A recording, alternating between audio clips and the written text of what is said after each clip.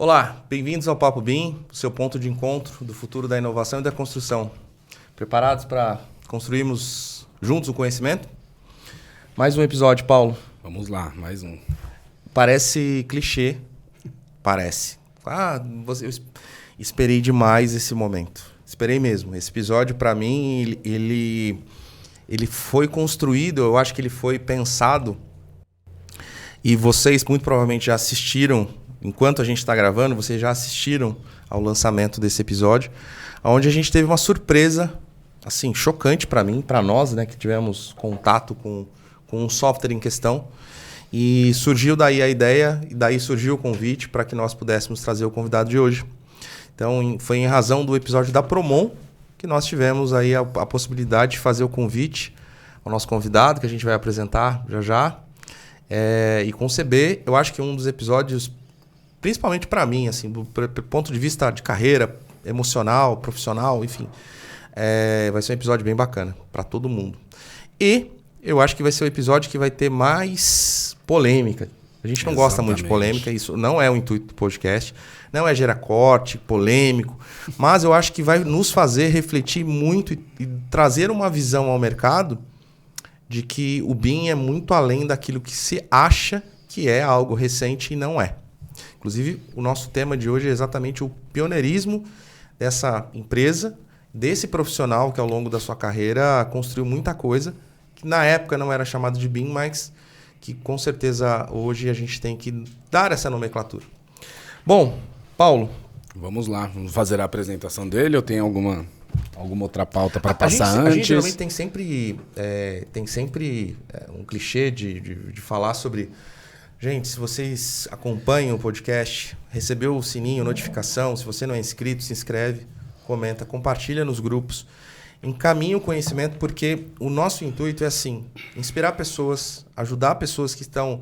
Na nossa época, se nós tivéssemos orientação e acesso a tanta informação, muito provavelmente a nossa carreira teria tomado alguns atalhos. Eu acho que não existe caminhos fáceis, mas a gente teria se antevido para muita coisa. Então, compartilha esse material, acho que vai ser importante para alguém, para você.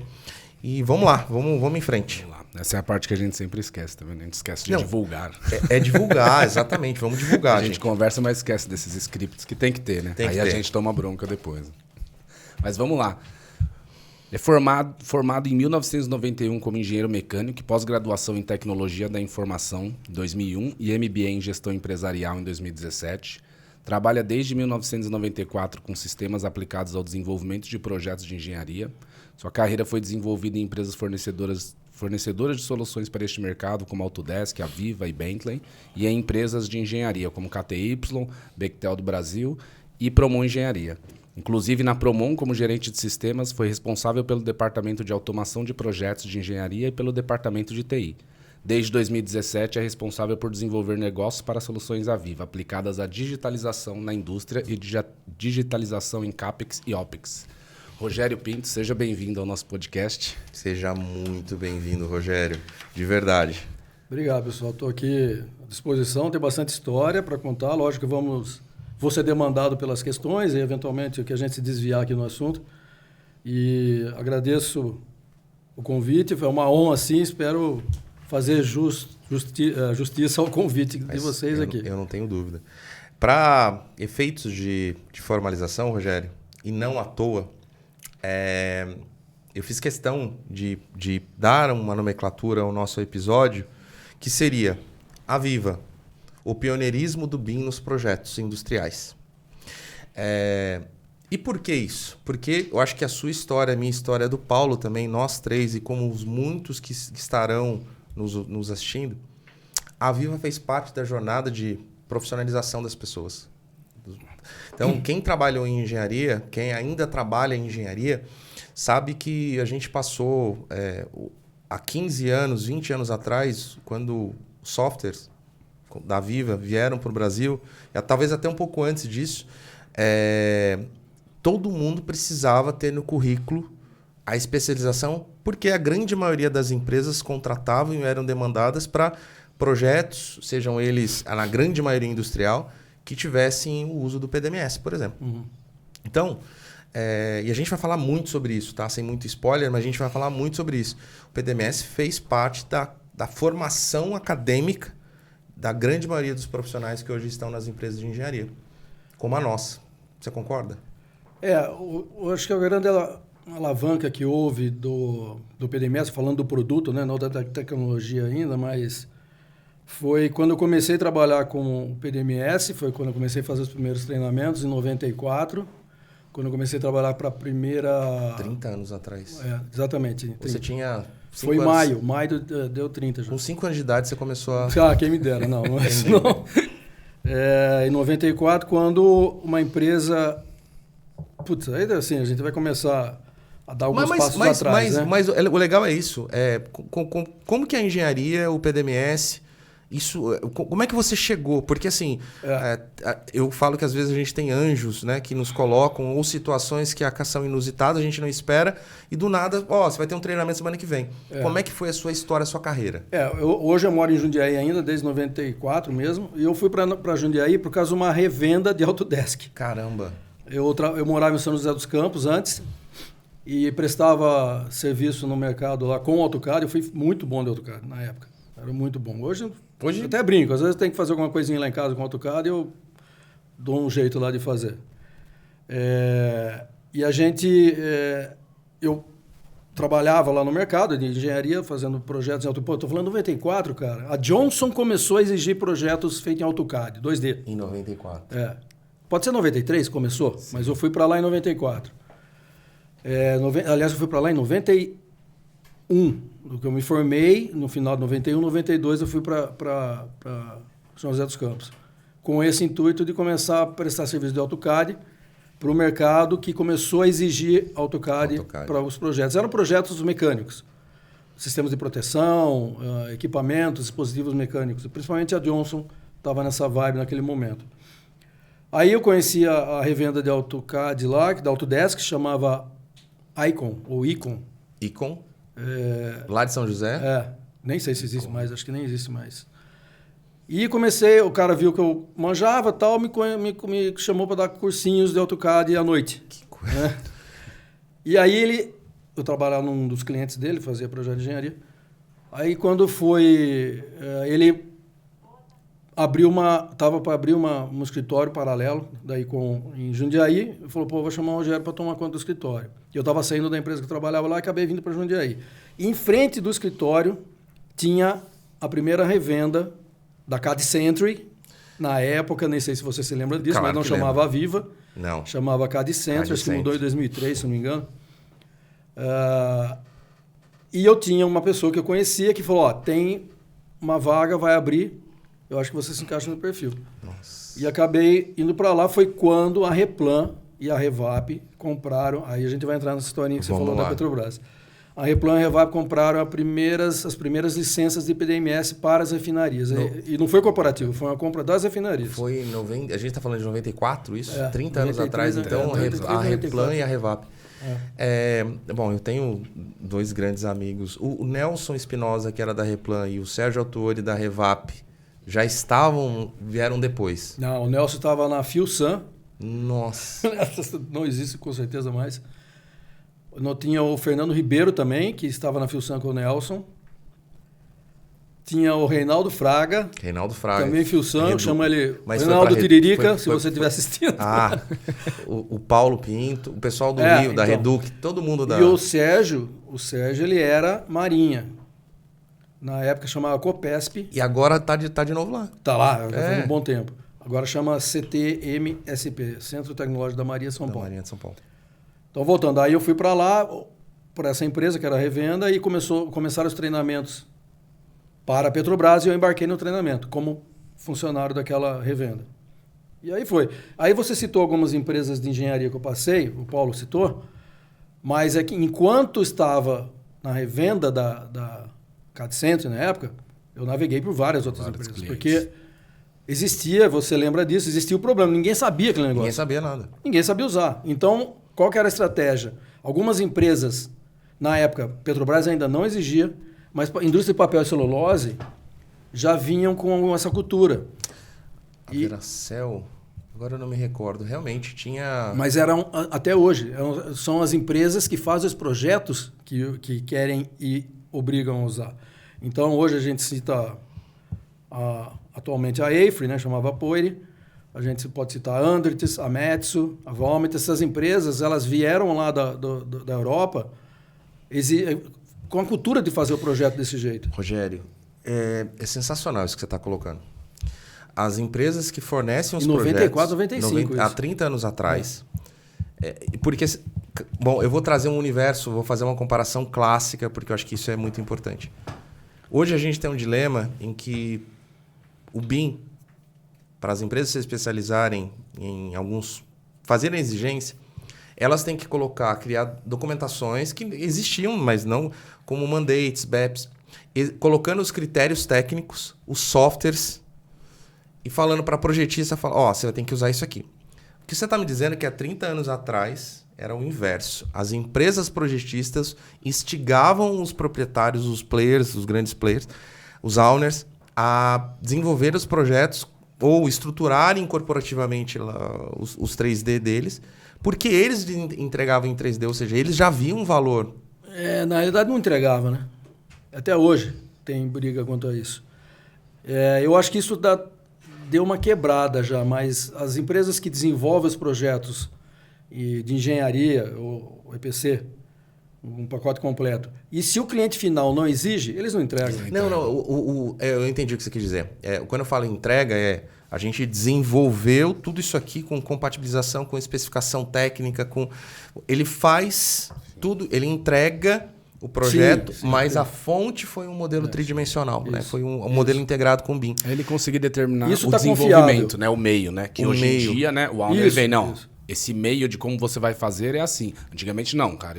Existe aqui softwares, processos, você vai ter que adquirir também para utilizar, mas enfim, a gente desenvolve dessa forma. E não era uma cultura aqui dentro do Brasil, né? Exatamente. Não é. Depois das papeleiras, até hoje permanece, né? Até hoje permanece. Acho que me arrisco a dizer que sei lá quantos por cento, mas as plantas desde 94 para cá, eu diria que 80% foram feitos com o PDMS, agora sim. É 3D. E depois veio o que alavancou tudo, que foi a Petrobras. Né? Aí foi para o corporativo, todas as refinarias começaram a usar e começou a passar a fazer parte dos editais. Tem que usar. Exato. Aí foi que deu boom, que os projetos começaram em 2003, talvez, aí foi até 2011, depois passando aí veio depois o Promimp, que alavancou muito a capacitação. A capacitação, porque não tinha mão de obra. Eu me incluo nesse processo e eu falo para as pessoas que, às vezes, a gente tem algumas bênçãos, eu até citei, quando eu fiquei sabendo no episódio da Promon, que o PDMS tinha sido descontinuado... agora, dia 30 de março, aí eu fiz, no meu LinkedIn, eu fiz realmente um agradecimento, e você é um dos citados, a pessoas que fizeram parte da minha história, relembrando, mas, assim, muita gente.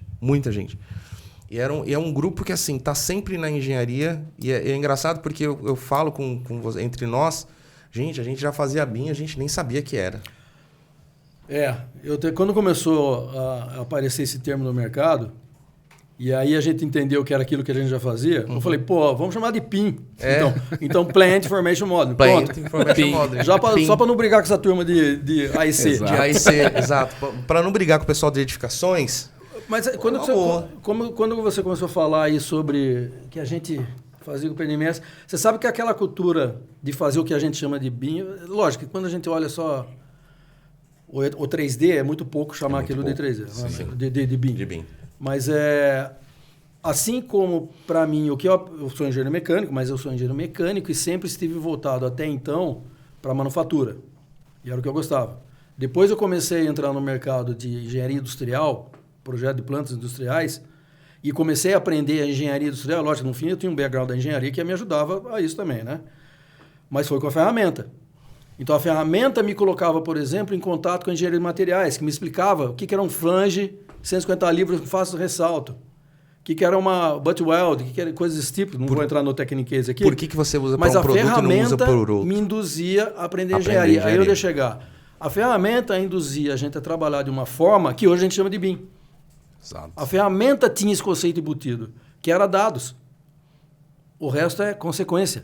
O resto é a geometria. E não é só a geometria, porque eu costumo dizer que desenhos é como se fosse um relatório. Indo para o extremo para ficar mais claro, se eu apertar um botão, pronto, instruir o relatório. Se eu for no caixa eletrônico, eu aperto o botão, sai meu extrato. Sai meu extrato. Eu aperto um botão, sai o meu take-off. Sai a minha planta. No isométrico é assim mesmo, Sim, né? assim. Você aperta o botão, sai isométrico. O que você trouxe é interessante. A gente aprende até porque eu precisto inserir a informação, né? Para eu inserir a informação, eu preciso aprender a entender o que eu estou fazendo ali dentro daquilo, então, né? Quando eu estava na Promon e tinha que contratar, porque explodiram os projetos da Petrobras, e a gente brincava assim, vai no boteco aí da frente e vê se tem alguém para trabalhar, porque não tinha quem trabalhar. Mas a gente parava na frente do Senac, no Senai, agora eu não lembro, onde tinha os cursos, e a gente perguntava para os professores, quem que é o melhor da sua turma? Porque a gente tinha que sair buscando gente que fazia. Quantas vezes eu recebia, enfim, eu tinha muita demanda porque fazia muita coisa de PDMS. Eu dava curso sábado, domingo, era absurdo.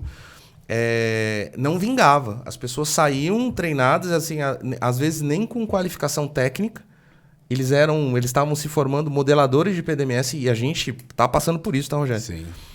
Sou especialista em BIM.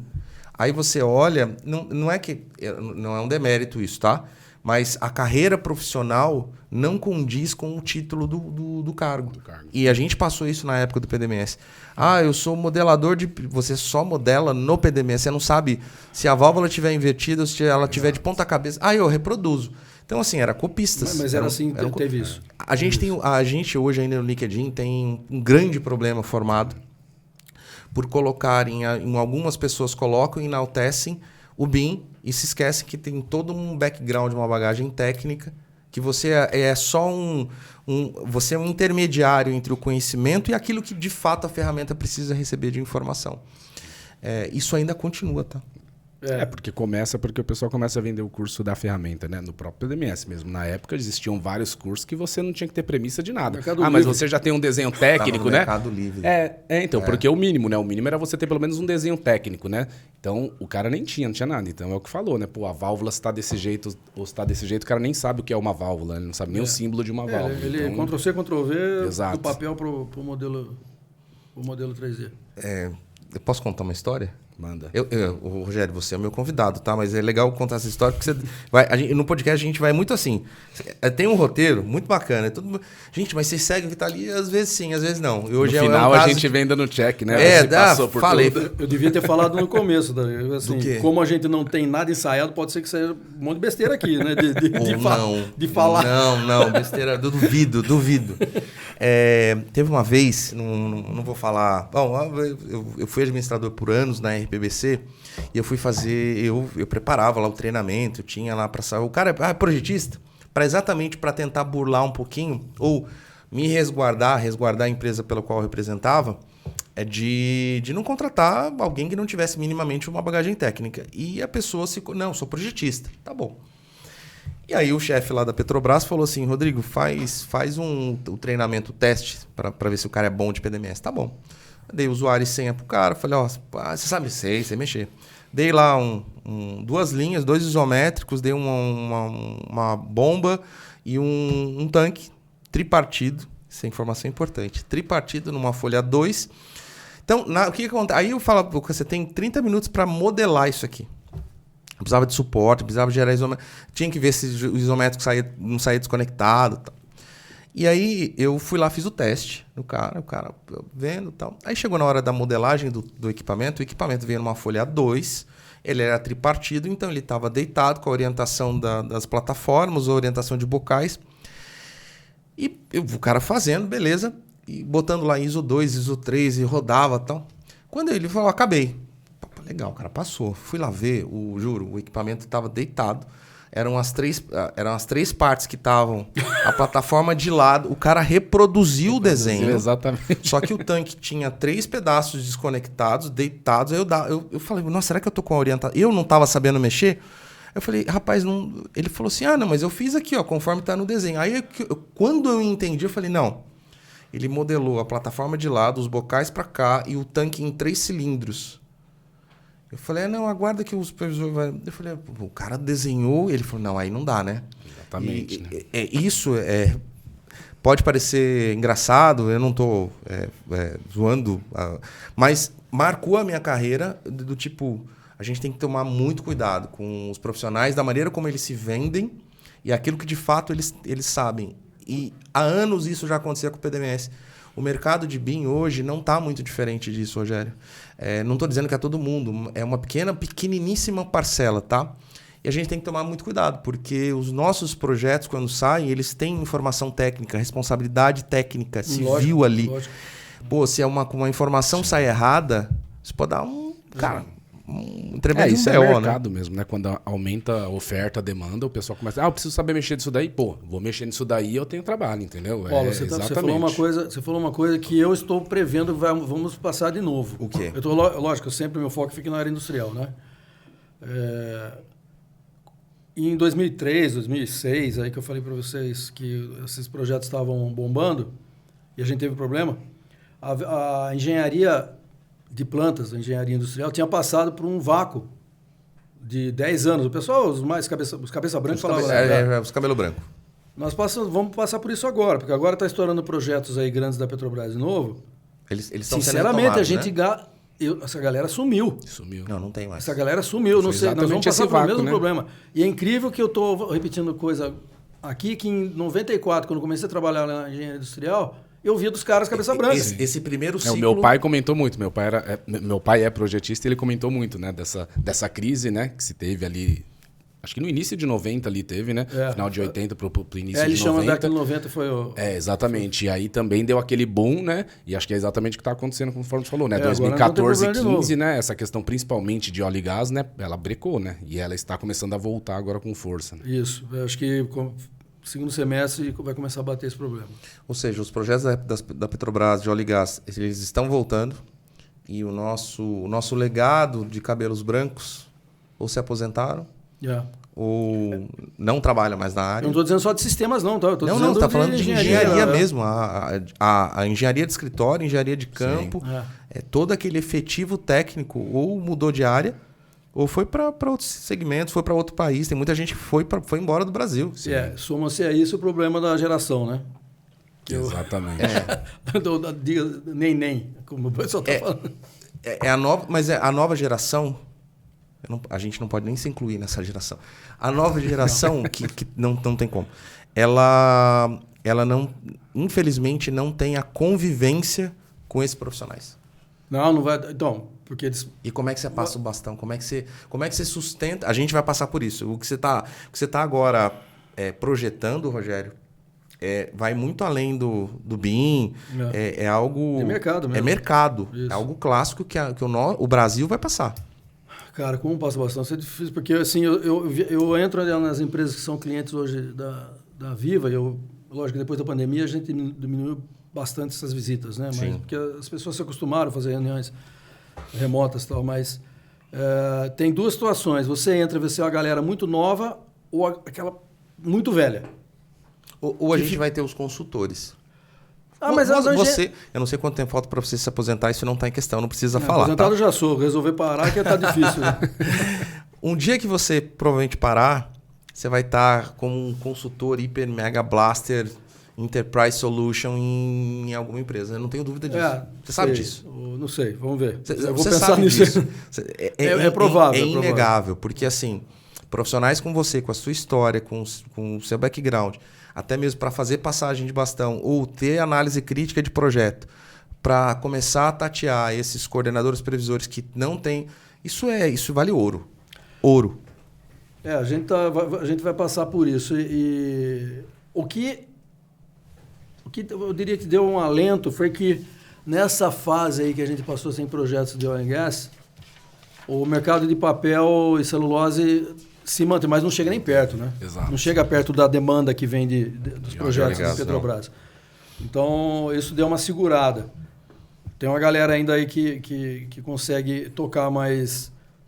É do 8 por 80, literalmente. A demanda é totalmente diferente. E as exigências são diferentes também, né? Você acabou de comentar, não sei se eu até nem lembro se a gente foi no backstage aqui, a gente estava conversando, que as exigências que vêm da Petrobras para um projeto que a gente chama de BIM hoje são chega a beirar, assim, falta de por que aquilo tudo, entendeu? Exato. Porque eu acho que vocês passam isso também no mercado de AIC, do BIM de AIC, o quanto isso depois é levado para frente, para a operação. Porque isso é uma grande dificuldade. A dificuldade é as pessoas não entendem, assim, as empresas não entenderam ainda o quanto isso que se constrói na engenharia com dados é importante na planta, eu tenho certeza disso, na AIC não é a minha praia, então eu tendo a acreditar que sim também, mas o quanto que aquilo que se constrói durante a engenharia é vital para a operação. E porque tudo que vai... Vou repetir umas coisas que eu costumo dizer, mas aqui nunca disse, você nunca me ouviu falar, mas sim, tudo aquilo que se projeta na engenharia são pelo menos parâmetros iniciais para a operação inicial, são parâmetros iniciais para começar a operar a planta. A Viva tem soluções hoje que aprende machine learning. Ela aprende com o funcionamento de um equipamento, de vários equipamentos, de um sistema ou da planta toda. Então, não necessariamente o funcionamento da planta vai ser aquilo que se preveu. Lógico, não vai ser totalmente oposto, assim, muito diferente. Mas você vai encontrar um ponto de operação diferente daquilo que a engenharia previu, porque o equipamento suporta.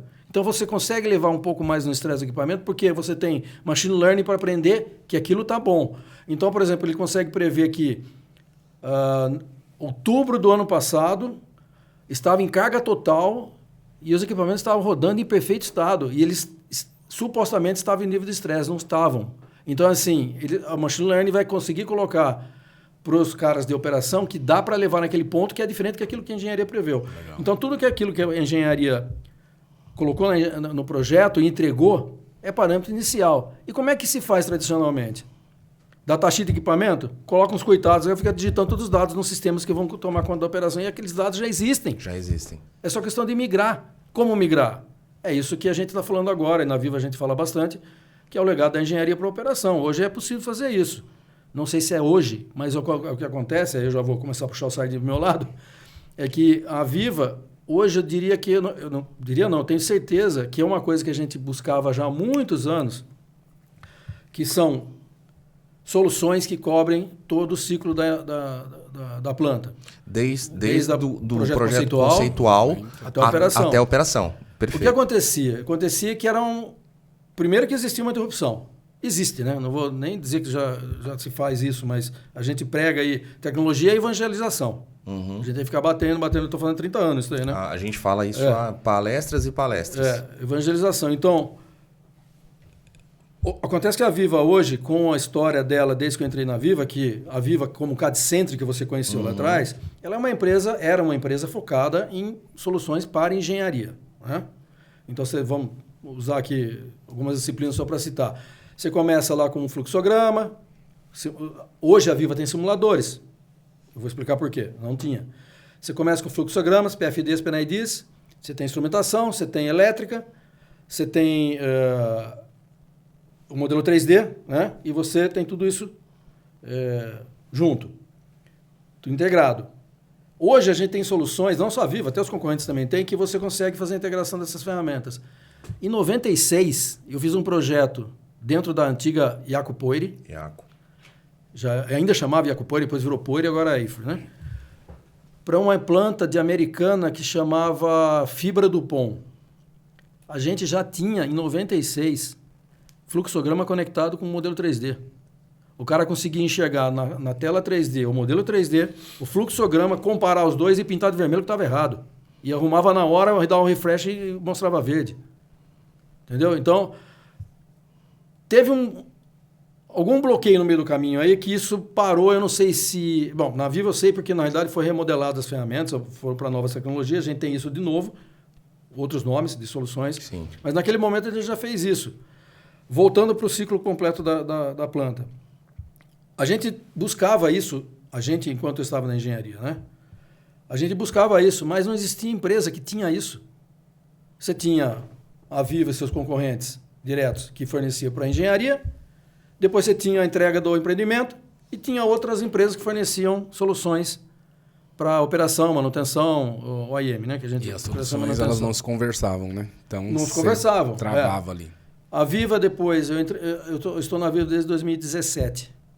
No final de 2017 foi anunciado a fusão com a Schneider Software Electric. Schneider Electric Software. Que era uma empresa do grupo, a qual tinha soluções, software. Tinha software. Inclusive simuladores. E os simuladores eram os únicos produtos desse portfólio que estavam lá na etapa de CAPEX. Todos os demais eram soluções para operação e manutenção. Neste momento, a gente já juntou duas empresas que aí você fecha o ciclo completo.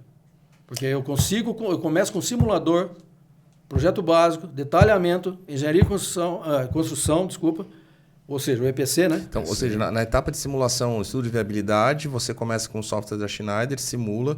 Não é mais, né? Agora é a Viva. Agora é Viva. A brand virou a Viva. Virou.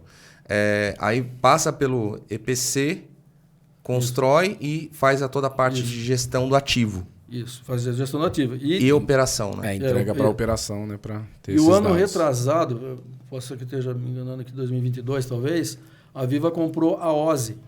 OS não é o Ozzy Osbourne, tá? É a OSI Software, OSI, o qual tem um produto que tem cerca de 80% do market share de historiador. O que é o historiador? É um software que armazena dados coletados por sensores dos equipamentos. Eles têm 80% do market share no mundo. E a Viva comprou essa empresa. Então, trouxe mais esse conjunto. Eu diria que Ou seja, o monitoramento e o controle da operação fica na mão de quem usa a tecnologia da Viva. Isso. Hoje você consegue montar todo o ciclo da empresa, todo o ciclo da planta com as soluções da Viva. Pois é. Aí a gente pega um gancho, Rogério, porque você faz a simulação, você constrói, você elabora o seu projeto nas etapas de anteprojeto, projeto executivo, entrega, gerencia, constrói e aí vai para a operação. A Viva ela consegue ter soluções que estão integradas, ou seja, aquele modelo que nasceu no E3D, por exemplo, tem toda a parte de diagramas, parte lógica, elétrica, tem todo multidisciplinar. Toda aquela informação e dados chega para a operação e o pessoal de operação da planta industrial consegue monitorar com base naquele projeto que nasceu lá no escritório. É mais ou menos assim. Sim. Inicialmente depois é as coisas vão se alterando, porque as plantas têm revampes, as plantas... Perfeito. E mesmo, como eu disse, não necessariamente aquilo que a engenharia especificou é realmente aquilo que por tá aquilo lá. que o equipamento está suportando ou está em melhores condições de uso, de operação. Então, isso vai se ajustando com o tempo, mas o parâmetro inicial para fazer o ramp-up, que o pessoal chama, são os parâmetros da engenharia. Paulo, vou falar algo que eu acho que é óbvio, está super respondido, mas... isso é o mais alto de, né? Que a gente, nível de desenvolvimento. Exatamente. Que a gente poderia classificar. Que se a gente pudesse classificar, Rogério, e a gente fala muito isso no mercado de AEC, o 3D, 4D, 5D, 6D, 7D, olha, é um canibalismo de D. Isso é muito complicado. Exato. A gente tem que tomar muito cuidado, porque às vezes a engenharia não faz um D consistente, imagina os outros. Então, como é que você atinge planejamento, orçamentação, gestão de ativos, se você não fez um projeto com base consistente, né? Então, tem que tomar cuidado na onde nasce para você depois poder perpetuar o dado, que é o que mais importa para todo mundo no BIM.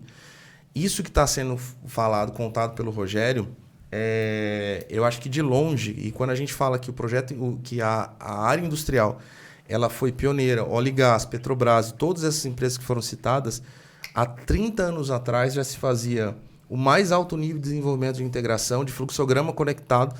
Eu vivenciei um pouco disso também, tá? Na BASF.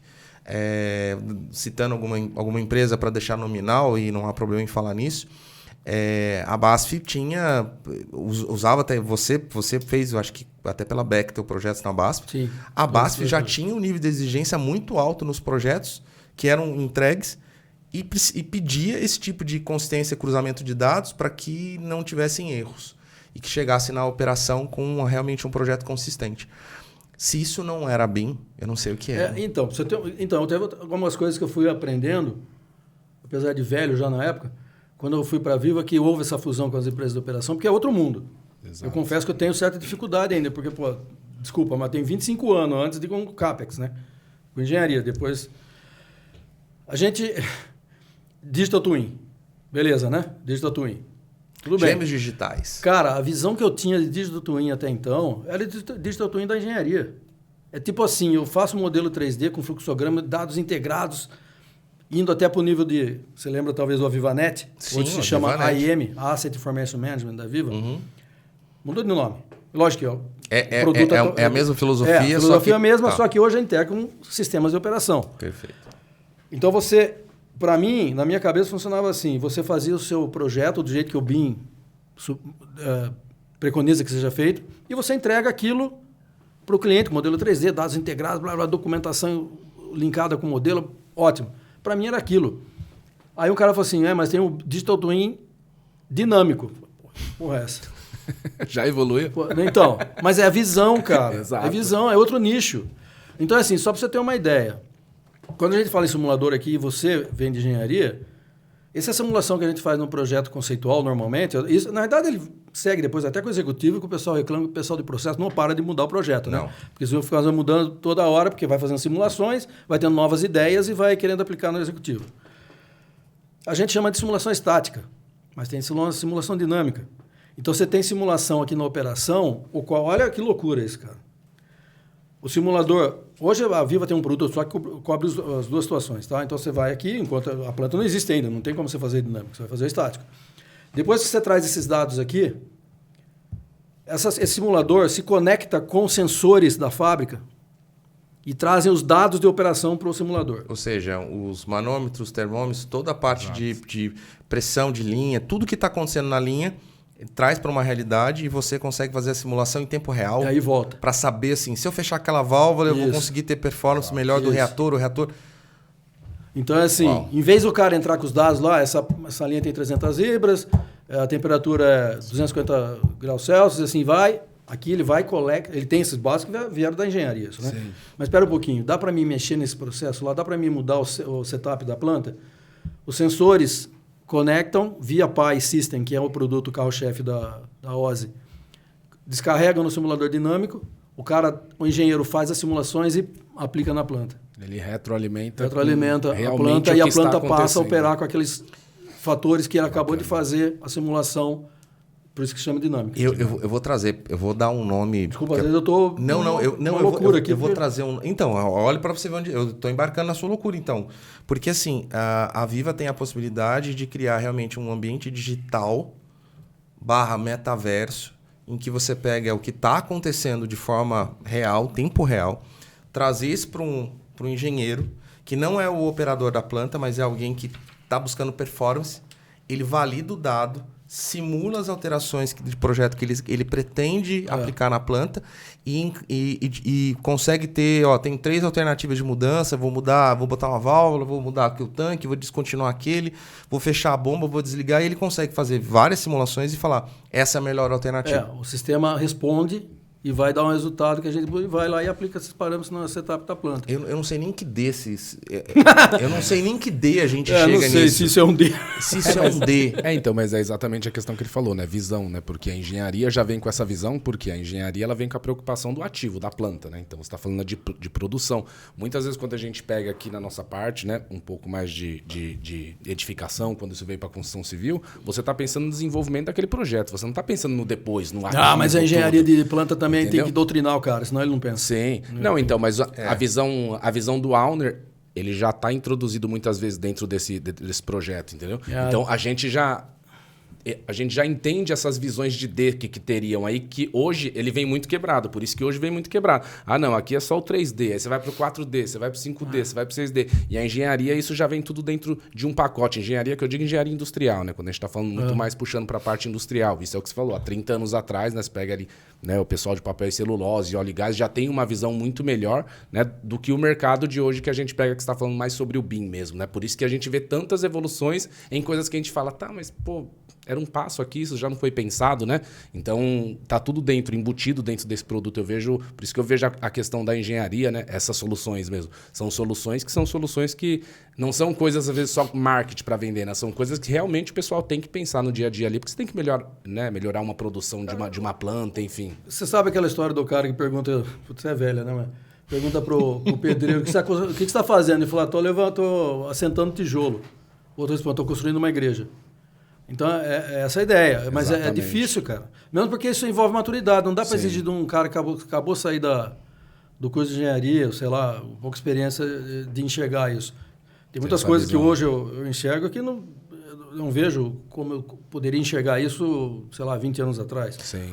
É natural. O Rogério, mas pegando um pouco dessa lógica, eu acho que me ajuda até a formular um comentário/pergunta. Eu entendo que no mercado de AEC, eu tenho a opção como projetista de olhar para algumas ferramentas, e aí eu vou citar nosso público. Eu acho que o market share no Brasil é de BIM, e é muito complicado isso. Revit é uma ferramenta de BIM, mas BIM não é Revit. Existe um universo de conjunto de soluções que, se dentro de um processo, que aí a gente tem a concepção do BIM. Ou seja, a gente usa o dado, usa a geometria para N situações. As projetistas, elas olham no mercado de AEC, é muito mais fácil você ter soluções de BIM e elas adotarem, independente se o meu contratante principal vai usar ou não. No industrial, eu tenho a percepção, e eu quero que você, como um cara que vive e inspira o industrial há muitos anos, o dono da planta, o proprietário, ele tem que enxergar valor nesse ecossistema de soluções para que soluções como a da Aviva, para ele, sejam softwares residentes, ferramentas residentes, e que quem faça projeto para eles no futuro, não adianta você querer... Você pode até fazer em 2D, mas você vai ter que me entregar nesse padrão da Aviva que eu possuo. Ou você vai ter que me entregar no... O 2D é só consequência para o cara construir. O valor hoje para a Aviva é muito mais no topo da cadeia, ou seja, quem tem as grandes plantas e operações, do que o projetista em si. Esse sempre foi o gol olímpico. Assim, sempre foi... dizer que sempre... Mas exagerando um pouco. O mercado se moldou para isso. Não, assim, vamos lá. Quando eu trabalhava naquela revenda de PDMS em 93, 94, não estou em dúvida. Que foi a CAD-Centro ou a Exen? Que era a CAD-Centro, a CAD-Centro é a atual Viva, e tinha a Exen, que era a primeira... A revenda. A revenda, isso. Foi um choque para o dono da Exen na época, que a dificuldade que se tinha de vender isso para a engenharia. Porque, convenhamos, não é barato. Não é barato, mas não é fácil não vender. Não tem como. E o custo, para você ter uma ideia, cara, na época, não sei se você passou por isso, acho que sim, só rodava em Workstation. Eu estou dizendo Silicon Graphics, que era usado pelo Steve Spielberg. As máquinas eram usadas para... Tamanho dessa mesa. Custava $60 mil. Não era só adquirir a licença do software. A mais baratinha era 40, que era para fazer desenho. não dava... Era ruim para modelar 3D, era para fazer desenho, gerar planta. Rogério. $60 mil, que era boa. Acho que entrou num mercado que não estava preparado. O software era mais 60 né? pau, bicho. Como é que você entrega valor você nisso? vende? Então, foi aí que o cara falou, peraí... Estou vendendo, literalmente, eu estou morando no... Eu estou morando no deserto, beduíno aqui no meio do deserto, querendo vender... Eu montei uma loja de Ferrari. Quem vai comprar Ferrari? Ninguém vai, não adianta. Então, assim, qual que foi naquele momento... Não sei se ele sacou isso ou se aprendeu com alguém. Tem que vender para o owner. É o owner que tem que entender que... E olha só, a divisão era limitada ainda. O owner tem que entender que o caro é a construção. E na época não tinha o conceito de contrato EPC completo. A Petrobras começou bastante tempo depois. O cara contratava engenharia, depois ele contratava uma construtora. Sim, não era um pacote fechado. E não necessariamente na sequência. Ele contratava engenharia, daqui 2 anos ele fazia construção. Turnkey era raríssimo. Então, o owner tinha que entender que se ele eliminasse... E aí tem tudo a ver com o BIM, né? Se ele eliminasse os erros na engenharia, corrigir papai é fácil. Agora, derrubar um concretão lá, uma base concreta, vai ficar muito mais doloroso, né? Então, assim, se ele entendesse isso, se ele economizar, se ele gastar... A gente passou um caso bem... Tem uma historinha boa dessa na Promon. Gasta mais na engenharia. Porque você vai economizar muito mais na construção. Muito mais. Só que você tem que vender isso para o owner. Só que é um número grosseiro, tá? A engenharia tende, em alguns contratos, a custar até 5%. Eu trabalho bem com 6, tá? Então, 5% se o empreendimento é 1 bilhão... 60 pau. 60 milhões, 50 milhões é o custo da engenharia. Mais ou menos isso, essa proporcionalidade, em todas as etapas, né? Conceitual, estudo de viabilidade e tal, e executivo. É um número bem grosseiro, tá? Só que se você... Então, o percentual de gerenciamento de construção e de materiais, insumos e serviços... o resto quase. É 80%, 90%, tá? Poxa, se você tem algo consistente na etapa de desenvolvimento de todos os insumos, né, de todo o material técnico que vai reger a sua construção, significa que, se você tem algo consistente, economizar aqui é burrice. Ter uma engenharia barata significa pagar mais caro aqui, na maior parte, na maior relevância. Pouquíssimas empresas, agora eu acho que não tanto, mas ao longo desses últimos 30 anos, Rogério, as empresas demoraram para entender que o pulo do gato está atirar na engenharia, fazer ela de forma consistente, com metodologia, com processo. E mesmo que pague um pouco mais, a Petrobras foi uma delas. Pô, eu quero algo consistente na minha engenharia. Custou mais caro para ela. Custou mais caro a etapa, mas o saldo final ficou positivo. Mas eu ainda sou descrente um pouco quanto a isso, viu? Porque em contratos EPC, quando você pega uma empresa que pega todo o ciclo de um EPC, é mais fácil de entender isso. Mas e quem contrata EPC hoje é difícil. Não são todas as empresas. Por exemplo, você pode... A Petrobras é típica, contrata EPC. A Vale já não contrata EPC. Você pega, por exemplo... Esse dia eu tive uma discussão com uma colega de trabalho, porque ela vem do papel celular, ela vai saber quem eu estou falando, se ela assistir, do que eu estou falando dela. Porque ela vem de papeleira. E ela falou assim, eu tive que dar o braço a torcer naquele momento, ela falou assim, pera um pouquinho, mas a papeleira contrata EPC. Mas é que a visão do EPC assim, é uma ilha de produção, que é a EPC. Você pega uma refinaria, o contrato inteiro é de uma EPCista só. Então, para mim, é vício de megaprojetos. A gente ficou viciado nisso. Na Viva, a gente sofreu muito com isso, quando acabaram os megaprojetos. A gente foi vender... Estou cortando assunto aqui. Não, tá ótimo. A gente foi vender uma vez... Foi vender? Foi vender para um cliente que tinha uma estação de tancagem. Pô, e a gente chegou lá com o discurso de projeto Petrobras. Estação de tancagem, negócio simples pra caramba. E a gente, com esse discurso de erro, O cara olhou... O cara falou assim, Rogério, se o cara é errado do jeito que você está falando, manda embora. A minha planta é muito simples. É o dia que... Você tá louco? Eu vou gastar uma puta grana com o software, porque eu mando o cara embora contra Se o cara errar o costado, errar a dobra da chapa, manda trazer ali do... Mas voltando, eu sou um pouco... Eu diria bastante descrente disso. Isso que nós estamos conversando aqui, e quando eu entrei na Viva em 2017, e quando eu comecei a ter as primeiras reuniões com o cliente, eu juro para vocês, eu entrava no carro falando, não acredito que eu estou falando isso 25 anos depois. As mesmas coisas, galera. As mesmas coisas. Então, tecnologia é evangelização. E o brasileiro, não dá para generalizar, mas os empresários ou as corporações nacionais, eles não enxergam tecnologia como investimento. Para mim, tecnologia é investimento, cara. É pôr dinheiro agora e tirar depois. Assim como qualquer investimento que você faz no banco. Qualquer investimento que você faz no banco. Tem risco. É um ativo. Exato. Só que você vai falar que você vai fazer um projeto com a Viva E3D, PDMS, sei lá como. Tem risco.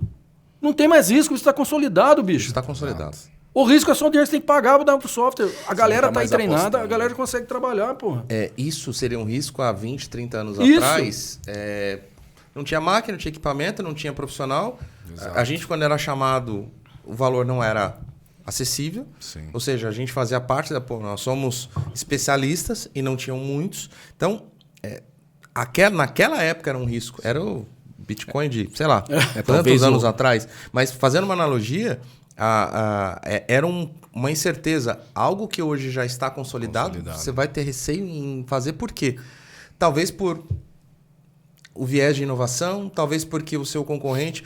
Eu vejo muito isso, e tá um dos comentários que eu fiz aqui, Rogério. E aí eu acho que você já me respondeu um pouco, nos respondeu. Lá fora, é mais fácil o Auner ver o valor, ou os empresários verem valor nas tecnologias. Eu digo não só da Viva, mas em geral, porque me dá a impressão, e nós passamos por isso, a gente tem que fazer uma evangelização do projetista ao Auner que fala assim, eu quero padronizar os meus projetos, eu quero contratar projetista e gerenciador com o conceito do BIM. E tem uma hora que ele fala, me convence. Eu falei, não, mas não sou eu que tenho que te convencer, você que tem que estar convencido de que o meu trabalho, inclusive, de padronização é importante. Sim. Já passamos por isso. Sim. E tá tudo bem, a gente superou aquilo, explicamos. Mas na hora que a gente acaba a reunião, eu falo assim, poxa, mas tem alguma coisa errada. Eu tô vendendo, parece que eu tô vendendo um processo, mas ele não sabe se que esse processo o processo devia ser dele. É dele, ele deveria estar assim, ó, eu quero fazer e assim, é irreversível. Parece que eu tô ali defendendo o BIM. Eu falei, não, eu não tô defendendo o BIM, eu não tenho que defender. Isso ainda acontece. Então, sobre você falar que lá fora é mais fácil, bom, primeiro, né? Queira ou não queira, a tecnologia é importada, a gente compra em dólar e não compra em reais. Exato. Né? Verdade. Então, isso já isso é um problema. no mínimo. Só que a semana passada ou retrasada, eu ouvi eu fico assistindo fim de noite, assim, eu fico vendo algumas coisas no YouTube, repórteres comentando algumas coisas. Produtividade nacional. A gente já está sério, vai ficar muito pior. E aí você vai para a indústria, engenharia também. A comparação foi que, para fazer o que um americano faz, precisa de 4 brasileiros, tá? Na indústria. Eles já enxergaram lá atrás isso. E a gente não consegue ainda vender a ideia. Então, os caras, para eles, quando você vai lá, e eu sou vendedor de software hoje, quando você bota o preço do software lá, ele só olha o preço. Só o preço. Ele só olha o preço. Ele tem uma dificuldade tremenda. É lógico, não tem empresas fora da curva. Né? Assim como owners, assim como empresas de engenharia. Tem empresas que não sabem mais fazer projetos, não for do jeito que a gente está falando aqui. Exato. Né? Mas é uma dificuldade, cara. Assim, eu diria que tem que ter muita fé. Exato. Para continuar evangelizando, difícil entendeu? ter esse convencimento, né? De você conseguir, né, provar o valor daquela ferramenta, né? E o cara tentar esquecer um pouco daquela questão do custo, que é o que você falou. O cara só vê o custo. Cara, eu já faço hoje. Por que eu preciso desse custo a mais? Mas já tem cases, cara. Já tem cases. A gente fez projetos. Exato. Enquanto eu estava na Promon, a gente fez projetos aí que eu ia até comentar que a gente...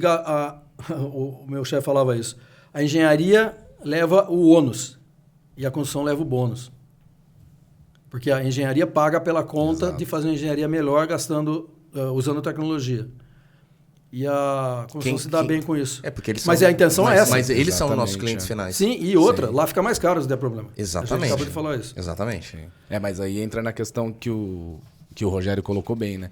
Em muitas vezes a engenharia é contratada fora da construção. Então para você provar isso é difícil, porque fala, cara, eu não sei quem é que vai construir, por que eu vou gastar mais ou eu vou injetar um dinheiro maior aqui, entendeu? Então, quando você tem um ciclo fechado, isso completamente faz sentido, né? Que você tá todo mundo ali na mesma mesa, né? Agora, quando existem projetos igual a Vale, né? Então você tem projetos que, isso daí pode ir para construção daqui 3, 4 anos, né? Como que você prova esse valor para outra construtora que vai estar lá? É complicado. É bem complicado.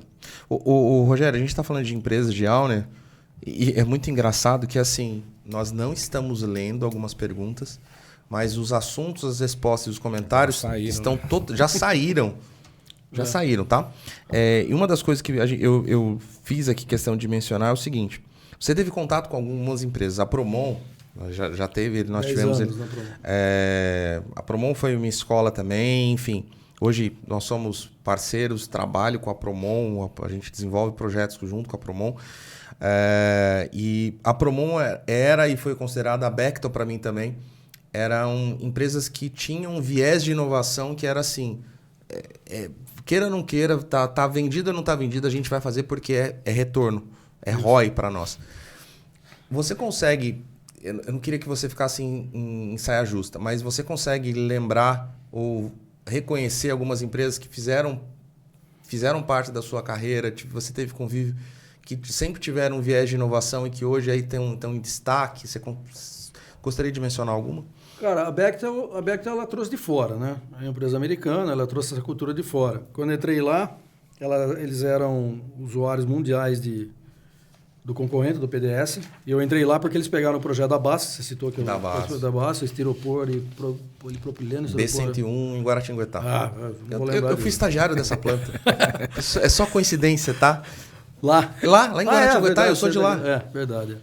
E aí, como eles não tinham conhecimento interno na Bechtel no mundo inteiro para usar a PDMS, tiveram que buscar um tupiniquim aqui e me chamaram. E acabei indo para a Bechtel por causa disso. Então, a Bechtel trouxe essa cultura de fora. Aí era questão de ferramenta. O conceito eles já tinham. Né? Agora, cara, é lógico que eu atendo uma região e eu posso responder pelos meus clientes. Eu sou suspeito de dizer da Promon, que eu fiquei 10 anos lá. Pois é. E, aliás, sem modéstia à parte aqui, talvez eu tenha participado bastante de ter alavancado esse movimento. O seu legado está lá. É. Eu brinco que seus meninos estão lá ainda, viu? Tu ficaram poucos, mas pois teve uma renovação lá, né? Sim. Mas eu diria que dos meus clientes, eu tenho Promon, para mim ele é ponto fora de curva. Eu tenho a Toyo também, que é uma boa empresa, boa usuária. Tem uns malucos lá que tocam bem o negócio. O Renato, a IBR, que no fim, Toyo e IBR estão dentro da mesma engenharia. José Paes. Usam muito bem. Tem empresas que... E essa daí eu estou usando bem e bastante, tá? Bom, você teve... Eu converso com o Alex aqui. A Promon usa soluções independente se o cliente quer ou não. Exato. Isso que eu defendo muito do lance do Oceano Vermelho e Oceano Azul, né? Você vai continuar navegando em Oceano Vermelho, bicho, você está brigando por preço. A Promon e a IBR, ela já passou de uma fase que era assim, eu te entrego qualidade. E ela vai ganhar em cima da qualidade e por isso vai ser melhor, supostamente melhor paga. Dos outros clientes, dos outros vendedores... só complementando. Usam bastante, melhor e bastante, né? Tem outras empresas que usam pouco, mas continuam usando. Né? Então, você tem... Né? A PRJN, que continua usando recorrentemente. A PRJN, para alguns, a Projects, tá? Já mudou de nome. A Gempro também. A Gempro também. A Gempro foi uma escola para muita gente. Sim. E tem... Agora você tem de outros vendedores da Viva que... Eu vou tentar lembrar de nome aqui. Você tem uma empresa no Nordeste chamada AP Projetos, que vai muito bem com isso também. Eu não sei o volume, porque não sei o que eu vendo para eles, mas eu sei que estão sempre lá nas discussões do nosso pipeline. A Radix. Verdade. Radix também, no Rio. Também tem bom histórico. E aí você tem as empresas que usam sempre porque trazem de fora, como a Bechtel trouxe. Então você vai para a papeleira, que são, por exemplo, a Afri, a Andritz, a Metsu, que vieram com essa cultura de fora e usam aqui recorrentemente, porque, cara, é ilha de produção, é meio que um pacote. Muda a escala e muda o posicionamento geográfico do negócio. Pô, você pegar aquilo em 3D e replicar ou modificar alguma coisa, mamãozinho com açúcar, né? Rogério, essa comparação, para quem é do mercado de AEC, e eu acho que essa temporada a gente está fazendo uma provocação eu acho que catequização de que tudo que o mercado de AEC faz e vice-versa, não tem aqui não é uma briga de egos ou de lado, né? A gente tem que tomar muito cuidado com essa polarização, porque a gente está vivendo um momento que tudo é polarizado e tudo assim, é o bem e o mal, e não existe isso. Mas os mercados se auto-ensinam e aprendem uns com os outros. O mercado de AEC usa muito do que o industrial fez. O industrial tem visto muita coisa do que o AEC tem feito. O mercado de infraestrutura que está dentro do AEC está vindo também muito forte, com lições aprendidas, e eles demoraram muito para... Eu sempre disse que o mercado industrial foi pioneiro, e não à toa eu coloquei sobre a Viva sendo pioneira nos softwares, porque a gente está falando de 30 anos atrás, a gente está falando de acesso a hardware, software, rede.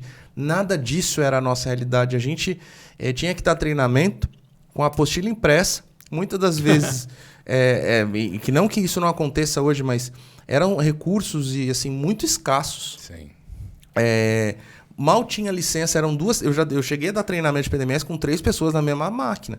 Sim. Porque a gente estava falando na época de licenças que... Vou colocar um valor aqui, tá? De 3, 4 mil dólares.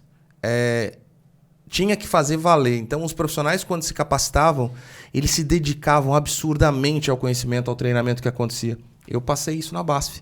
Eu fiz um treinamento de Paragon Specon com a Endpoint. Quantos anos isso? Estou falando de 96. Eu tive o primeiro contato com o Paragon Specon. O design eu nem fiz.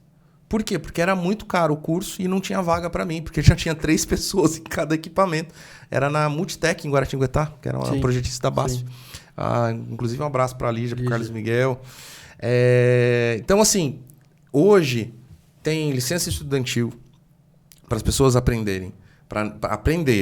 Tem cursos, o YouTube está rico de conhecimento. Meu filho que diga. Não é? Aprende tudo no YouTube. Tá tudo no YouTube. Não, qualquer coisa a gente aprende no YouTube. Mas assim, os mercados, eles se complementaram. Só que a gente escuta muito, porque o mercado de AEC é pioneiro no BIM e tal. E a gente às vezes não entra numa discussão, mas seria impossível não deixar registrado que cada mercado tem o seu valor, não tem o mais ou menos importante. Mas a gente tem que reconhecer, eu preciso reconhecer que a gente já fazia BIM há muitos anos. Tem uma galera, muitos do que a gente inclusive nem citou no episódio, que são responsáveis por muitos processos de trabalho, de matriz de compatibilização técnica. Eu vejo hoje nos BEPs, nos mandates que tem, aquelas tabelas da Petrobras sobre interferência entre disciplinas. Eu falo, gente, isso aqui saiu do comitê da Petrobras. E está lá nos documentos de BIM. Né? Exato. Então, assim, eu faço questão de enaltecer porque a gente apanhou muito lá no passado. Para muita coisa dos processos, dos procedimentos de trabalho que hoje são usados, são discutidos e são aperfeiçoados, porque tudo se aperfeiçoa, começou lá com pessoas como você. Então, obrigado aí pela sua contribuição ao longo dos anos, tá? Você falou de mercado, de ego e tal, né? Uma coisa que também aprendi, a gente aprende às vezes na dor, né? Não no amor. Sobre ferramentas, né? Você comentou também, não sei se foi antes de começar. Foi um pouquinho antes de começar. Sobre os caras que viram fãs de ferramentas. Os fanboys, Eu não nego que eu tenha passado por essa fase, não. E assim como você comentou que você vem desse mercado lá de trás e construiu... Eu construí minha carreira praticamente em cima de 3D, de PDMS e 3D. Assim, né? Tem outras ferramentas da Viva, mas eu era especialista no PDMS e depois no E3D. Mas tem coisas que eu fui aprender com o tempo que a gente tem que, no mercado, num projeto multidisciplinar, a gente tem que respeitar a vocação de cada ferramenta. E aí, quando começou a aparecer o Revit, não vou lembrar o ano, mas quando começou a aparecer o Revit, ainda a Autodesk ela comprou, né, na realidade, esse produto de mercado, é isso? Sim, foi comprado. E começou a ter penetração nas empresas, a gente olhava aquilo lá como uma coisa nova, que faz esse negócio mesmo, porque era focado para arquitetura civil, não era a minha praia, mas, tem um intruso aí querendo incomodar aqui minha praia. E a gente quis, por bom tempo, diria que chutaria uns 2 anos, aí até próximo disso, tentar fazer coisas no PDMS, no E3D, que não ia conseguir nunca. Então, uma coisa que o BIM prega muito, que é a integração, que é a interface, não tente tirar leite de pedra, não vai sair. Então, por exemplo, citando o caso, eu tentava tirar desenho de forma, desenho de armação, armadura, eu sempre confuso. De armação no E3D. No E3D não dá. Aí quando a gente para. Não fui eu que cheguei lá, não para com isso. Falei, não, eu não aguento mais. Não dá. Eu vou parar com isso. A gente tentava extrair e customizar o draft com um monte de templates. São templates. O draft era o módulo da Viva para... Então, que depois está integrado no E3D, isso já é automatizado, né? E customizava. E o pessoal olhava, o pessoal da Civil olhava e falava assim... Não chega perto, eu vou ter que maquiar. Sim. Olhava para estruturas metálicas... Chega perto, eu vou ter que maquiar. Começou assim, a gente tentava fazer com que o PDMS ele fosse um grande hub e desse para fazer tudo, e não era. Ele era um software de plan design. Focado, ele é um software para industrial, para suportação, para flexibilidade, que tinha os elementos técnicos de pipe rack, de base de bomba, mecânica, mas não era o software especialista, ou seja, aquela caixinha, o PDMS era para tubuleiro. Sim. Foi isso que eu sempre... Hoje o E3D... mas o que o Rogério comentou... Mas o E3D hoje abraça mais um leque? Ele não é... Desculpa, abraça o quê? Abraça... As outras disciplinas são possíveis dentro do E3D? Sim, mas não como especialista. Não como especialista. Você tem que lembrar assim, o E3D é uma ferramenta de design. O E3D é uma ferramenta de layout. Ela não vai tirar... Ela vai tirar layout de equipamentos, layout tubulação... layout em geral, de bandeja, eletrocalho e assim por diante. Se você que vai fazer desenhos de forma, vai para o software especialista, vai para o Revit. Entendi. Né? E cria interface entre eles. Enfim. E você comentou aí sobre vou maquiar. Cara, há pouco tempo agora, eu fui conversar com um cliente que estava querendo pegar o projeto. Olha só, o cliente dele já fazia o projeto em 3D. O cliente dele ia tirar desenho em 2D, mandar para ele, e ele ia fazer o projeto dele, que era uma disciplina à parte, de automação, instrumentação, em cima do projeto 2D, devolver para o cliente dele pegar e jogar para dentro do 3D de novo. Cara, eu estou falando isso aqui de 3 meses atrás. Então, 3 meses atrás, cara. A gente acha que isso já tinha ficado pelo caminho. Não, né? esquece. Não fica. Ó, assim, você falou de maquiagem, né? Tem uma história, quando eu vendia PNMS na revenda, a gente foi fazer uma apresentação naquela planta de Americana que eu falei que eu trabalhei no projeto lá. Foi feito. Eu estava fazendo a apresentação do PNMS e gerei um isométrico, modelei uma linha, gerei isométrico. Teve cara que saiu da sala. Por que? Achou que eu tinha o PDF pronto. Ah, tá. Que eu apertei um botão e o Adobe abriu o PDF ali na hora, entendeu? Nem lembro se era PDF ou AutoCAD, sei lá, nem lembro o que era. Ele achou que era sacanagem. Ele falou, um isométrico em 5 segundos? De onde veio isso aí? Estava pronto lá, o arquivo lá no disco dele. Né? Outra coisa também que o mercado aprendeu. Eu trabalhei num projeto de papel e celulose. Não sei, talvez seja do seu tempo. Você lembra que as fontes do isométrico eram os 6 tudo quadradinho assim? Era um diamond. Não eram fontes, eram linhas Isso. que davam um contorno de uma fonte. O cara reclamava que era feio o número. Era a base então, do cara, ISO, pelo amor de Deus, cara, o interesse é que o 6 é 6, seja com Times New Romans. Não, você não tem o Arial ali, eu não quero. Cara, então isso eu acho que a gente superou um pouco. Não, passamos. Isso a gente superou, apesar que agora é fonte mesmo, né? É fonte mesmo. Você customiza a fonte. Isso pelo menos não vou reclamar. Mas essa parte, voltando, e agora está acontecendo muito também, Rogério. Desculpa ter te cortado. Não, que isso. Na questão do BIM, por quê? Porque agora ainda está vendo, né, a questão de programação, tudo. Então o pessoal começa, você vê o cara vai lá, faz programação e cria API e tudo. Cara, mas não existe um software para fazer isso. Não tem, mas tudo bem. Então não é mais fácil a gente ver qual que é a interface. Lógico. É o que você falou. O trabalho hoje é você descobrir a interoperabilidade entre os softwares. Não você pegar um software aqui, ele tem programação. E os caras criam um monte de APIs, um monte de coisa para fazer não muito bem feito o que outro faz bem feito, sempre sabe? Teve, viu, cara? Então... Sempre teve. Teve gente que, em vez de ler manual, ele tentava desenvolver alguma coisa, o software já fazia aquilo. Exato. Ele tentava desenvolver uma coisa para fazer aquilo que o software já tinha nativo. Eu vou me colocar nessa. Eu me entrego. Lógico, não ia falar aqui, mano. Eu tentava fazer cada coisa, assim. Eu criava um PDMS meu. Exato. Que tinha um menu Mione e aí ele pintava, saía. Olha as minhas customizações, né? E não só... Você vai lembrar do Rodrigo Bazinac, eu sempre falo dele. O Rodrigo Bazinac já era um desenvolvedor assim nato, ele me entregava. Eu falava assim, Rodrigo, como é que você fez isso? Pra quê? Eu falei, mas você sabia que tem uma funcionalidade? Não. Eu falei, tem uma funcionalidade que faz isso. Ah, pai, refiz então. Agora tá pronto. Agora tá pronto. Se ele quiser usar, você tem opção, que eles usam a minha ou a sua. Exato. Rogério, tem uma coisa aqui, de tudo que eu anotei, que assim, foi o início do nosso capítulo, nosso episódio, que gerou, que foi a descontinuidade do PDMS. Eu queria que você me ajudasse a, assim... foram 30 anos de PDMS, do legado do PDMS? Cara, a Viva é de 69, se não me engano. Não, muito mais. Não, a Viva. Não, desculpa, o PDMS. De 69? O PDMS é da década de 60, final da década de 60. 70, 40 anos quase. E o PDMS... Não, mais. É que você falar que ele morreu agora em 24... 50 e poucos. São 30, 50 e poucos anos. 30 anos é que veio para o Brasil. Lógico que é o seguinte, você tirar um produto do mercado não é assim, pessoal, sinto muito, não tem mais. Exato. Você tem grandes projetos sendo executados com a ferramenta, você não pode parar de uma hora para outra. Né? Por incrível que pareça, o ano passado eu consegui fazer a migração do último meu cliente de PNMS para E3D. Do último aqui, meus, né? Dos outros. Eu acredito que os outros não tem mais. Tudo bem que é um mercado mais conservador, de marinha e tal, então é um negócio mais difícil de mudar.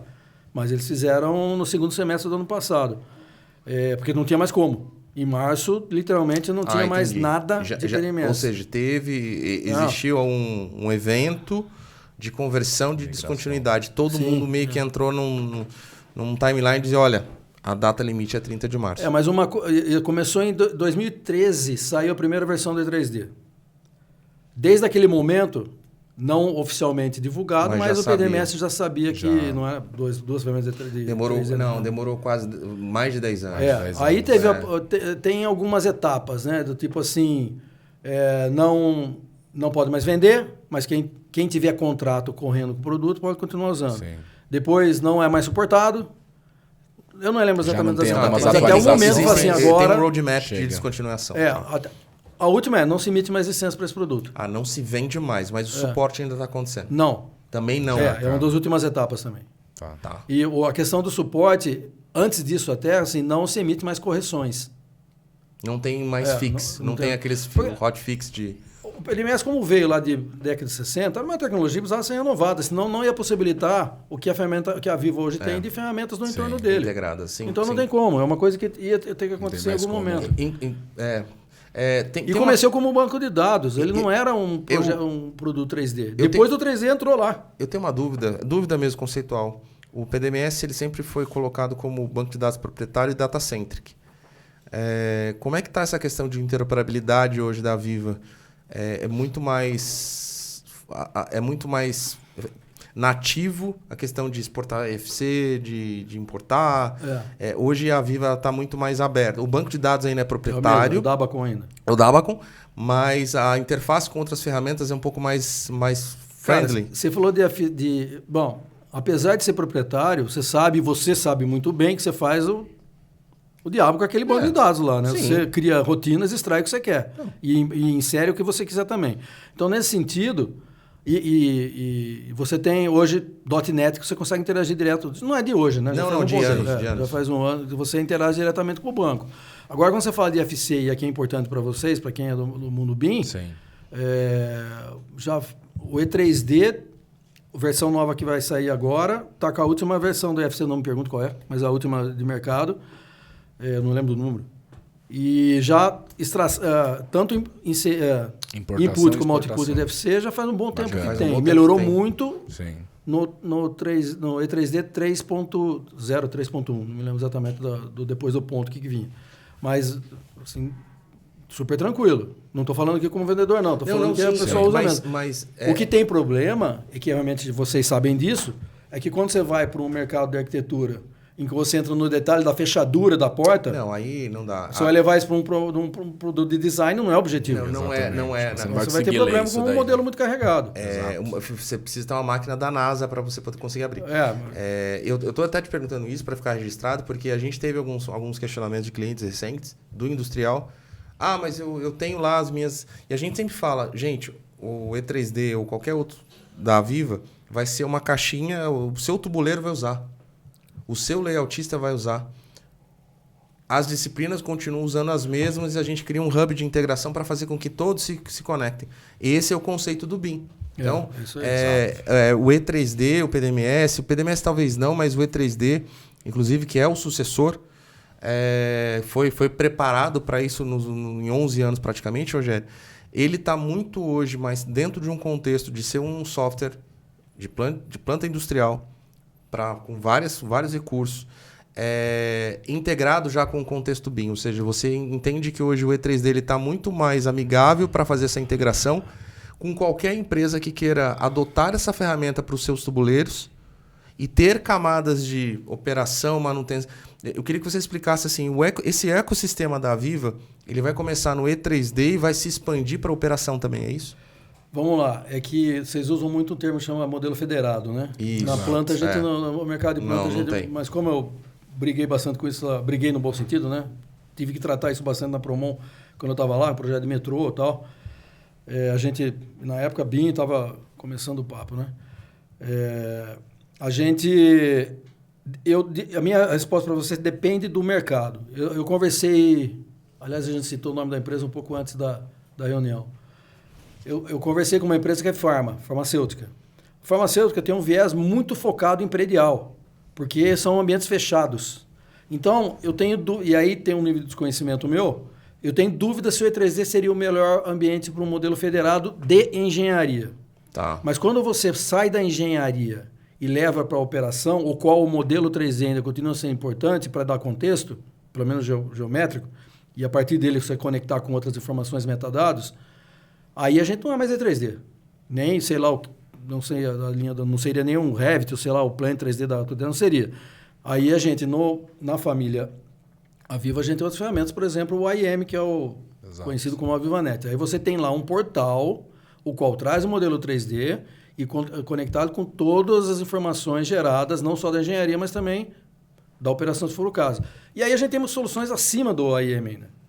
Né? Que aí, Você tem um de operação, de monitoramento, é quase que o GM digital. Quase não, É um GM digital. Então, se vocês tiverem a oportunidade, procura no YouTube um filme, só a palavra-chave talvez seja a VivaNet, a Viva e Adnoc. Você vai me fazer um favor, a gente vai pegar com você e na hora que nós vamos publicar, a gente vai deixar no primeiro comentário fixado esse link. E se você tiver a oportunidade, inclusive, de compartilhar depois com a gente, Rogério, eu queria deixar também alguns vídeos mostrando os produtos da Viva, se você quiser. Lógico. Porque eu acho que é legal mostrar ao mercado, de forma geral, qual é o portfólio da Viva, que de verdade é muito além do contexto da caixinha da engenharia. Realmente são softwares muito mais, eu diria, parrudos para fazer com que as fábricas produzam, sejam controladas, administradas por todos que estão ali envolvidos e não só no contexto da engenharia, tá? Ciclo, né? É muito mais focada na operação hoje em dia, né? Porque aí é o tal do Digital Twin dinâmico que a gente comentou lá atrás. Tem um hub da Viva, né? É o Connect? Não é o... Isso, o Connect é o nosso ambiente, o nosso ambiente cloud.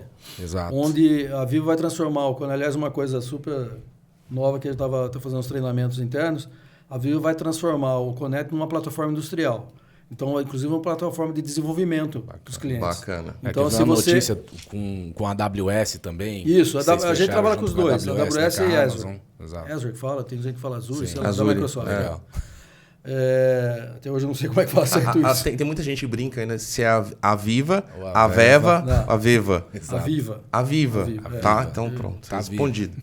Tem uma história porque começaram a chamar de Aveva, mas para não confundir com a Vivo, que acharam que a gente vendia linha telefônica. A Vivo. A Vivo. Aqui é da Vivo, não quero comprar linha telefônica, não. Não, vocês que eu pegaram. Não, peraí, isso dá um corte. Então vocês pegavam, ligavam e falavam assim, eu sou da Viva. Não, eu não quero telefone, não, eu tô querendo vender software. Foi antes da minha história, como mudou de nome, tá? Então vamos falar Aveva, porque... Maravilha. Até perdi ali no raciocínio aqui, mas... Então, aí tem o GM digital, que na realidade a gente tem que entender o seguinte, né? O fim é a planta. Exato. A engenharia é o meio, o comecinho. É o meio. Exatamente. Você tem que pensar lá. Então, o GM digital ele tem que ser transportado da engenharia para lá. E aí você vai procurar esse Adnoc, que é uma empresa dos Emirados Árabes, que o cara tem um vídeo alto de 50 metros. Ele acompanha todo, desde a extração do petróleo, refina até a cadeia de suprimentos e entrega do produto, tudo numa plataforma só. É um dashboard ou são... Procura lá para você, Adnoc. Adnoc. Vamos procurar. Esse é o caso assim, extremo da nossa solução de Digital Twin. Eu encargo lá como a materialização do Digital Twin. E isso fica muito... Depois, com o tempo, você vai entendendo realmente o que é. Né? A maior dificuldade é você manter o Digital Twin atualizado. Acho que esse é a maior dificuldade no mercado. O ativo, a informação atualizada é o grande pulo do gato. Mas as empresas que conseguem, elas têm o domínio de tudo na sua mão, Rogério. A informação hoje em dia é realmente poder. Né? Eu encaro dessa forma. Quem tem a informação na mão e controla e não desatualiza, você tem ali a constância do seu produto, do seu processo. Exato. Só que o difícil é ter a consistência do dado sempre ali à disposição e atualizado. Mas não custa barato para ter, mas quem tem... A gente fala bem, a gente sempre tende a pensar sempre no CAPEX, né? E esquece...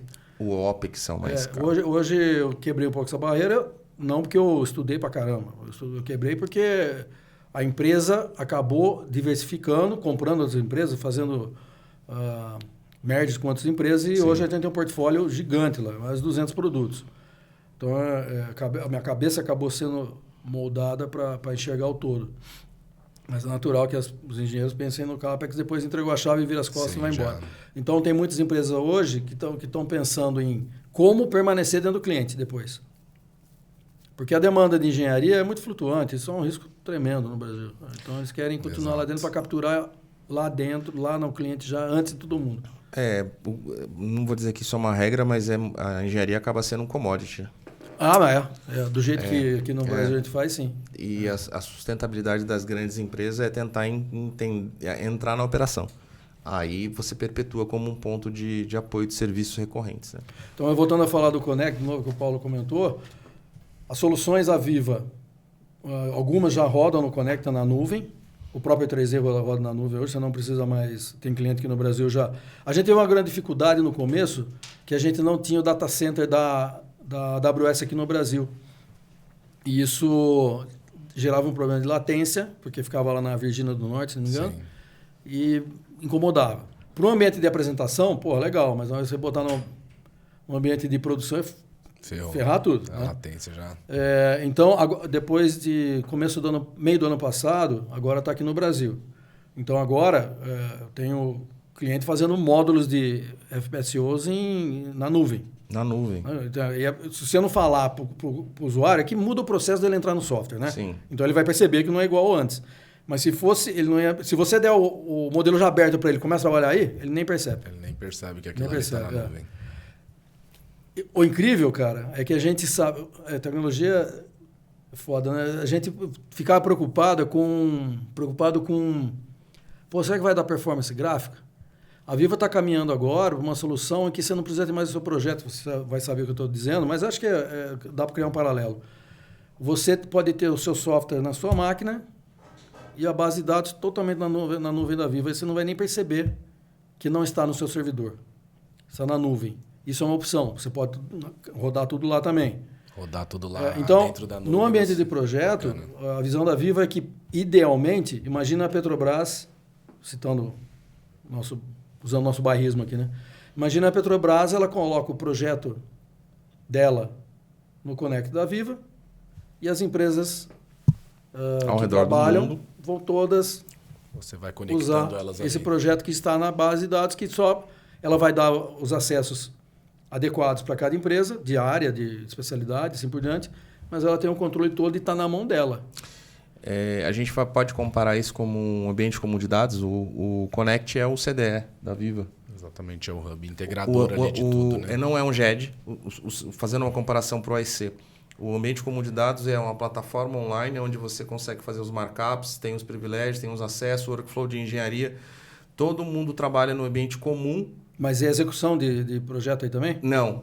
Você tem que fazer check-in, check-out, tá dentro, tá residente. Então, na tua máquina. Só que você descarrega isso para o ambiente comum para que os outros agentes consigam ver o que você está falando. É um ambiente comum, só que com o dado dentro do próprio servidor e não na máquina do projetista. Eu não... Assim, conhecendo um pouco, mais ou menos conhecendo um pouco de tecnologia, eu até acredito que deva existir alguma coisa, algum buffer local. Tem um incremento que é descarregado, né? Eu acho que deve ter um buffer local, assim, não tem detalhes ainda. Tem o nome dos projetos, nem sei se eu posso falar. Não, mas é similar. Então, a metodologia de trabalho tem um ambiente central, o projeto está aqui, pode ser que o usuário até use um local e o incremento seja descarregado.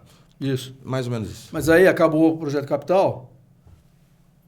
o owner vai lá, corta as pontas e pega. Está com ele já. Está com ele. Ele é o dono, ele traz as ferramentas de operação, por exemplo, para dentro da mesma plataforma. Continua lá. Viva.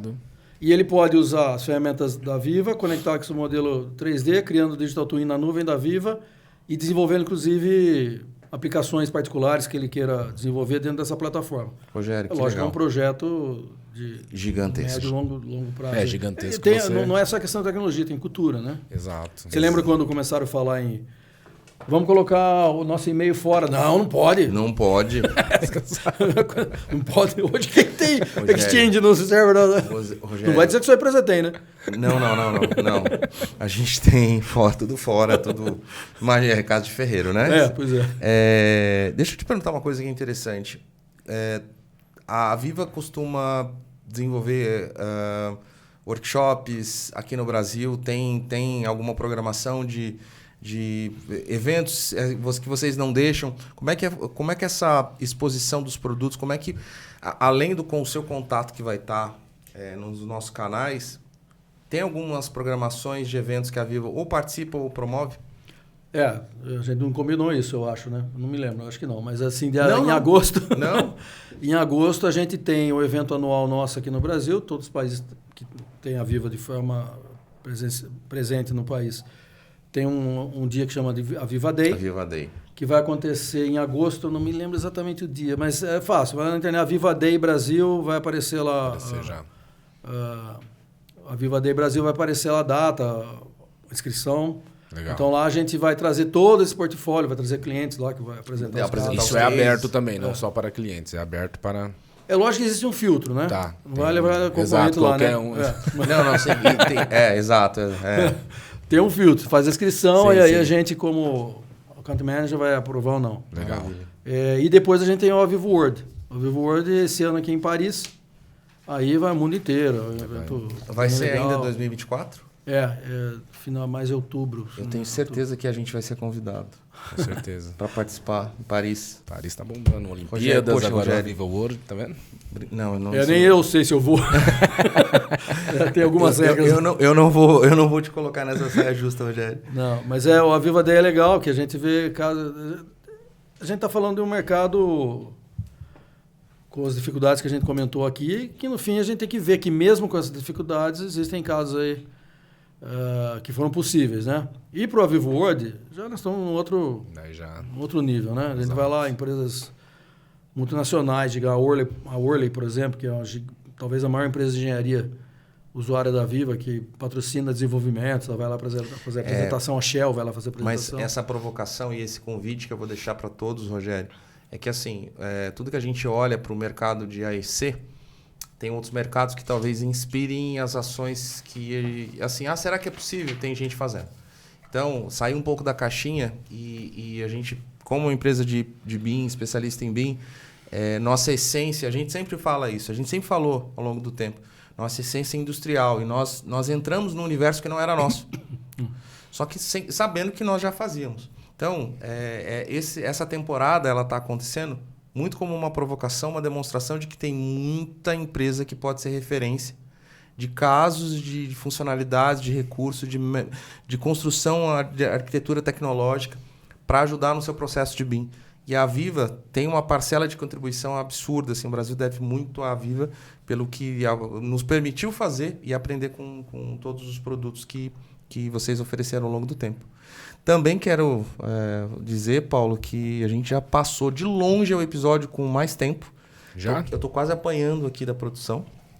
Dá nem pra perceber. E a gente, olhando para lá. E a gente achou que ia ser bem rápido, hein, Rogério? Dá para fazer mais Eu achava que não ia ser, não, mas... Já se conhece. Tem coisa que eu não consigo resumir aqui, não. Mas, Rogério, quero muito te agradecer. A gente está chegando ao fim do nosso episódio. Daria para fazer facilmente mais uns 2, 3. Difícil é tirar você de Jundiaí. Com o trânsito que estava hoje, pois é, eu sei que não foi fácil. Mas te agradecer. Eu acho que tanto para mim quanto para o Paulo, falar da Viva é legal, é simples. Sim. Nos traz boas lembranças. E eu acho que isso vai acontecer com a maioria das pessoas que assistiram o seu episódio, tá? Pô, ou que trabalhou com você, os que gostaram, quem não gosta de você, já tem algum problema. A gente já desconfia. Oxe. Não, desconfia. Brigas a gente teve várias, mas todas muito, muito positivas. Só para fechar, uma vez eu lembro que eu estava num evento com o Rogério e eu queria sofisticar a pergunta no evento, eu queria só fazer uma analogia sobre a percepção dos ganhos. E falei assim, Rogério, você entende um pouquinho de percepção? Ele estava palestrando, ele entende. Qual que é a população da Tailândia? Ele, hã? Me dá essa percepção de população. Ele, mas o que você quer falar aqui, pô, né? Eu pensei que você ia fazer essa pergunta hoje. E ontem à noite eu tinha programado de pesquisar isso. Não, graças a Deus. Vai vir com essa de novo. Fazer um número, mas esqueci. Ele assim, você tá querendo falar o quê perante o pessoal? Não, essa percepção de valor. A população, você podia me dar uma percepção, mas isso é muito abstrato. Como é que você mede os indicadores aí com softwares e tal? Ele... mandou para aquilo e falou assim, então, a percepção do... Aí ele explicou tudo formal. Mas até ele entender o que estava acontecendo, ele achou que eu tava bagunçando a palestra dele. Mas eu não ia te perguntar isso. Eu até falei assim, será que eu encaixo isso na abertura? Eu falei, não, ninguém vai entender nada. E é sempre o mesmo país que ele pergunta. E a Tailândia. E até se você me pergunta, eu nunca pesquisei a população da Tailândia, não tenho a percepção de quanto de população tenha. Mas, brincadeiras à parte, obrigado pela tua presença, pela tua contribuição, por ter me ajudado na carreira, por N aspectos que talvez você nem saiba. Isso é filosofia de Instagram, mas é muito real. Às vezes a gente não sabe quem nos inspira e você foi um deles. Então, obrigado por ter me inspirado em muitas coisas. Esse jeito bocudo que você fala que você... Eu melhorei, mas eu também. Mas você foi um dos caras que, assim, o que você tem que falar, fala. Porque é melhor do que ficar passando pano e não indo direto ao ponto, porque as coisas não saem do lugar. Então, obrigado pela tua presença, viu, Rogério? Cara, assim... Lógico que eu queria agradecer, mas foi super legal o bate-papo. Super legal. Valeu. Ficaria assim, a gente tava no boteco aqui batendo papo. Exatamente. Mas é isso mesmo. Pô, foi super agradável. Gostei do ambiente, super descontraído. Fico à disposição. Se quiser chamar a galera que estiver assistindo aí, vou botar o contato lá, você bota o contato. Com certeza. Para falar do Rogério, para falar da Viva. Estou preparado para falar mais da Viva do que do Rogério, eu acho, hoje em dia. Mas estou à disposição de quem precisar de ajuda, precisar da ajuda da Viva e estou no mercado. Combinado. Bacana. Paulo também, muito obrigado, Paulo. Obrigado, Rogério. Acho que foi bacana e é exatamente esse o intuito do podcast, foi bacana, né? Parecia uma conversa aqui de boteco, mas, cara, o tanto de informação, de aprendizado que a gente teve aqui, acho que nesse episódio, né? Para nós mesmo, né? Acho que trazendo essa questão do passado, mas o Rogério conseguindo trazer para nós uma visão bem diferente, né? Do que é hoje, do que é o futuro, né? Enfim, então acho que é bastante aprendizado aí nesse episódio, mas uma coisa leve, né? Aquele até teve momentos falando, vou ir muito pro Techniquez aqui não, né? Que é para realmente a gente... Mas foi muito bacana. Obrigado aí pela presença, muito bom. Gente, chegamos ao fim de mais um podcast do Papo BIM. Espero que vocês tenham conseguido aproveitar, se descontrair, ter a nostalgia de lembrar muita coisa. E a gente se vê no próximo episódio, tá? Muito obrigado. Compartilhe esse episódio com todos que vocês puderem. Se inscreva no canal. Nos vemos em breve em outro episódio ou outra temporada. Um abraço. Obrigado. Obrigado, pessoal.